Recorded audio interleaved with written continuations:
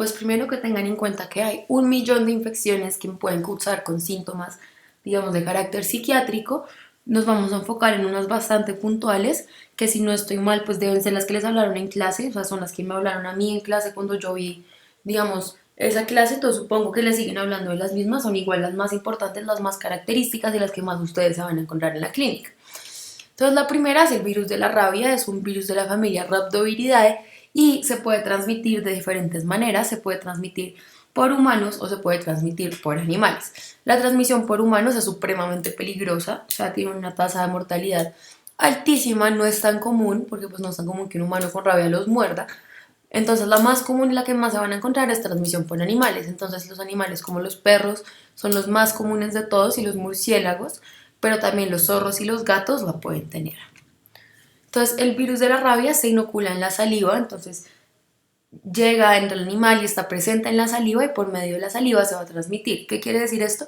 Que lo que los contagia a ustedes es que cuando el animal los muerda, la saliva de ese animal entre en contacto pues con la persona.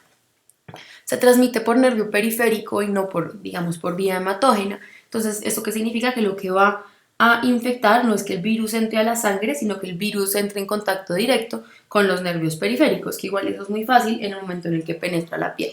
Entonces, eso va a generar el cuadro encefalítico tan característico de la rabia.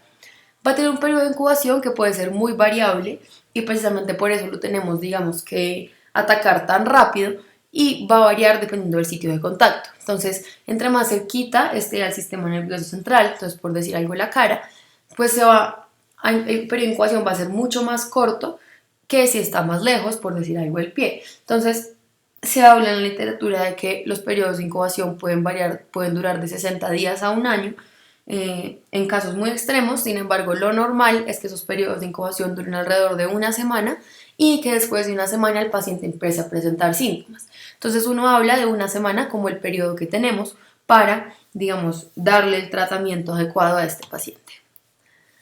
Va a cursar con 2 fases, digamos, grandes: la fase prodrómica, que es todo lo que pasa antes de que yo empiece a presentar síntomas, y la fase neurológica, que es la que más me importa y en la que más nos vamos a enfocar ahorita. Entonces la fase neurológica se puede dar de 2 maneras: encefalítica o paralítica. La más común y la que más van a encontrar es la encefalítica, y básicamente es un paciente que va a cursar con hiperreactividad motora, agitación bastante marcada, hidrofobia, dolor en la ingesta, entonces no va a comer, malestar generalizado, mucha cefalea, parestesias. Van a cursar con cuadros depresivos, bastante común, y van a ser pacientes que se van a encontrar bradipsíquicos. Y pues si el cuadro es de manera paralítico, lo que vamos a encontrar es que en vez de agitación psicomotora, lo que vamos a encontrar es una parálisis. El tratamiento, entonces, que tengan en cuenta que una vez la infección llega al sistema nervioso central, no hay tratamiento y ese paciente básicamente se va a morir. Entonces, ¿qué es lo que hay que hacer? Hay que pensar en la vacunación. Entonces, siempre que yo tengo un paciente que llega por una mordedura de animal, la primera pregunta que le tengo que hacer es: ¿de dónde salió ese animal? ¿Usted conoce ese animal? Porque no es lo mismo que él me diga que lo mordió el perro de su casa, que él sabe que está vacunado, a que lo mordió un perro en la calle o un murciélago en una cueva. Entonces, si yo no conozco al animal, me tengo que vacunar obligatoriamente, o sea, de carácter inmediato. Ustedes le van a aplicar la vacuna a este paciente. Y si el animal no es conocido, pues yo voy a poder tomarle pruebas a ese animal y tengo una semana para antes de que el paciente empiece a desarrollar esa encefalitis en la mayoría de los casos. Entonces yo le voy a hacer pruebas a ese animal, o si digamos yo ya conozco el animal y sé que está vacunado, sé que no tiene rabia, pues no tengo ningún problema. El diagnóstico se hace principalmente por clínica. Sin embargo, pues hacemos anticuerpos antirrabia en líquido cefalorraquídeo y anticuerpos antirrabia séricos. Los séricos igual no son tan buenos porque solo me van a aparecer si el paciente está sintomático. Además, le vamos a mandar a hacer una PCR y le va a hacer un cultivo, sea en saliva o en líquido cefalorraquídeo o algún, digamos, biopsia cerebral o algo así. Entonces siempre la hacemos en saliva. Después vamos a empezar a hablar de las enfermedades transmitidas por priones. Entonces, estas enfermedades van a dar cuadros muy consistentes en depresión o ansiedad, acompañados de agitación psicomotora o mioclonías, es lo más común. Entonces, la más importante y la que más, digamos, nos importa, la que ustedes van a ver en la clínica, es la enfermedad de Creutzfeldt-Jakob. Esta es una enfermedad que, a pesar de, o sea, es rara, es muy rara, pero pues se ve. Entonces, da en 1 de cada 1.000.000 de habitantes. Y el diagnóstico es muy importante, solo se puede hacer con biopsia cerebral.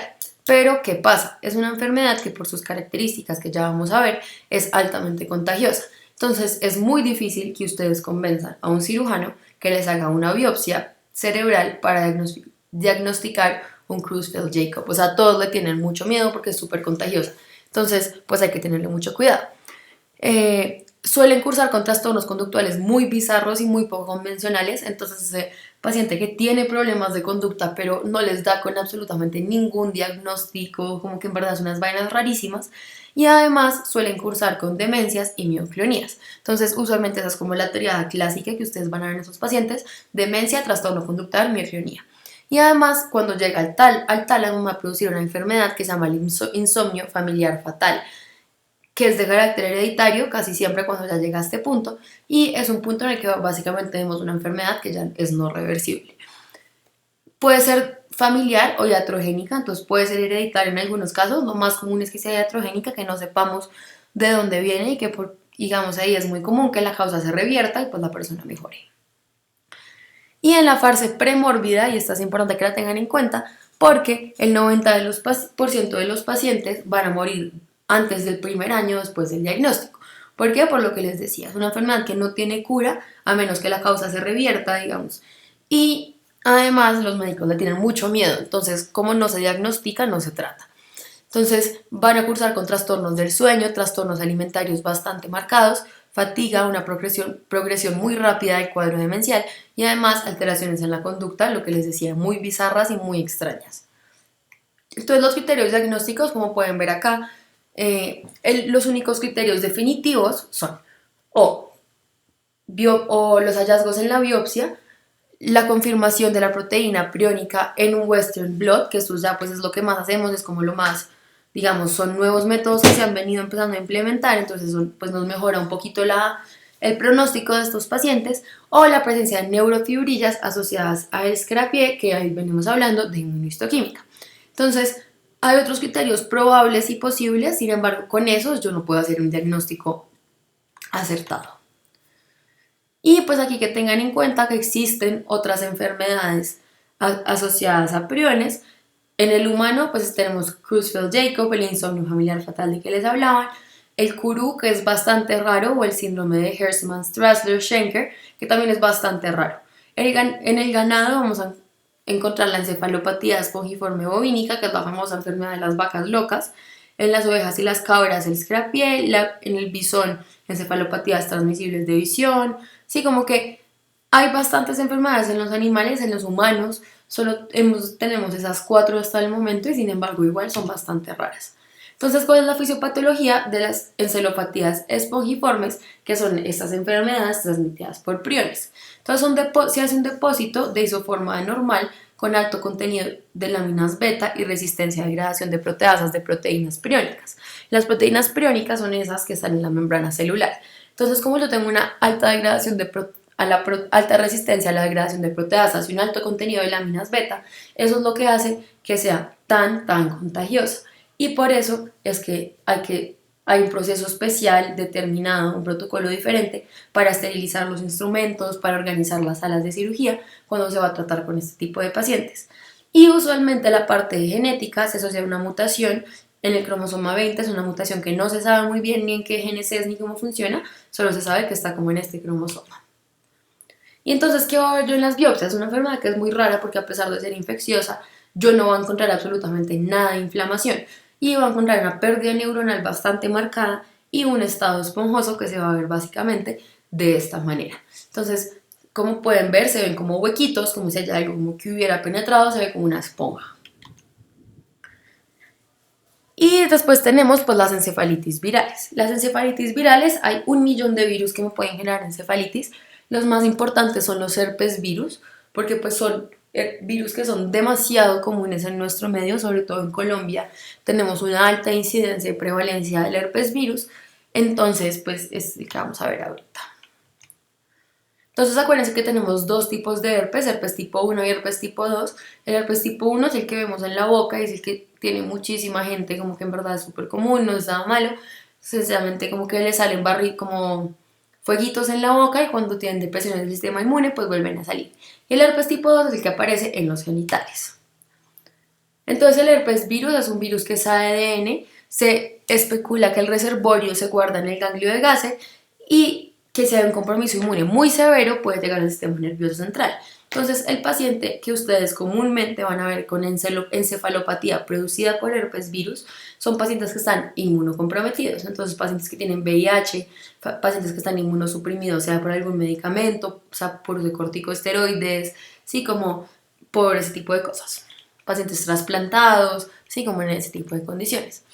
Y en la encefalopatía yo lo que voy a encontrar es un compromiso de la conciencia, fiebre, un déficit neurológico focal con alteración de la personalidad, y esto es muy característico, digamos, de la encefalopatía generada por virus y no por otra causa, es que la personalidad se ve muy alterada, y además van a generar alucinaciones olfatorias o auditivas, nunca visuales, ¿listo? Entonces siempre son olfatorias o auditivas, y esto es lo que me lo va a diferenciar de un trastorno conductual cualquiera, porque los síntomas pueden ser de un trastorno conductual cualquiera, no son tan bizarros como lo que veíamos en el Creutzfeldt-Jakob. Entonces lo que me lo va, digamos, a diferenciar es esa presencia de las alucinaciones. ¿Cómo hacemos el diagnóstico? Serología en líquido cefalorraquídeo, buscamos anticuerpos, hacemos un PCR, se puede hacer cultivos en diferentes tejidos, y la anatomía patológica, que esto básicamente eso lo vemos post-mortem, porque pues para diagnosticar un herpes no tenemos que hacer una biopsia cerebral, entonces pues no la hacemos en ninguno de los casos, entonces esto lo se ve como ya cuando se mueren.